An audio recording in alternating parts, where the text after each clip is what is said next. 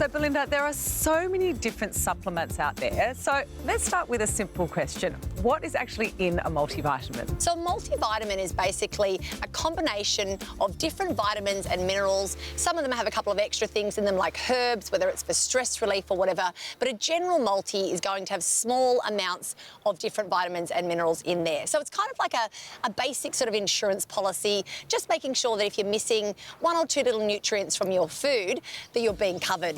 So is there a right time to actually be taking a multivitamin? Yeah. So basically with a multivitamin, a lot of the vitamins that are in there are our B group of vitamins. And these vitamins are really good for increasing energy, reducing stress. So I would say to be definitely taking your multivitamin with breakfast first thing in the morning.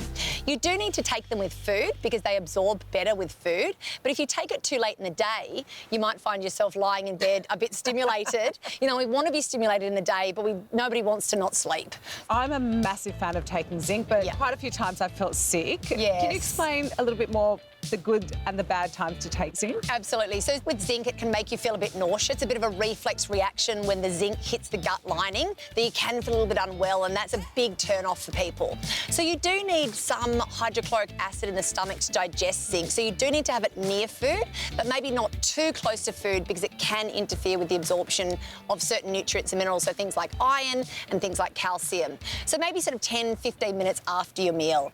And what about magnesium? Because it helps me so much with my stress and my sleep. But again, you hear different things as to when you should be taking it and also how much you should be taking of magnesium. Yeah. So the thing with magnesium is it's about 80% of the population is deficient in magnesium. Unbelievable. Yeah. Crazy. So if you've got headaches, you're tired, you don't sleep well, you've got anxiety, you've got muscle aches and pains. I mean, hands up anybody who doesn't have any of those things. Even as a nutritionist and a chef, you're speaking about me. Yeah, absolutely. And part of that's because when we're busy and stressed, our body chews through so much magnesium. So we're just needing lots of it.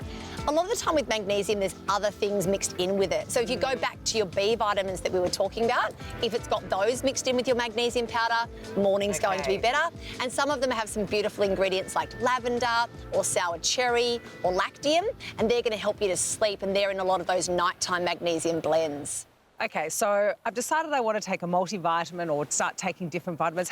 What do I do? Do I speak to my GP, a naturopath? Do I get a blood test? I mean, it is ideal to, a lot of people do self-prescribe vitamins and herbs and things like that. Sometimes we're getting forms that aren't even absorbable. Sometimes, we're taking things that we don't need. Some people take iron because they're tired, but they actually have too much iron, and that can be dangerous. So it is best to kind of get some advice from a naturopath or a nutritionist. They're the people that are qualified for that. And then also, too, you can consult with your GP to get your levels checked.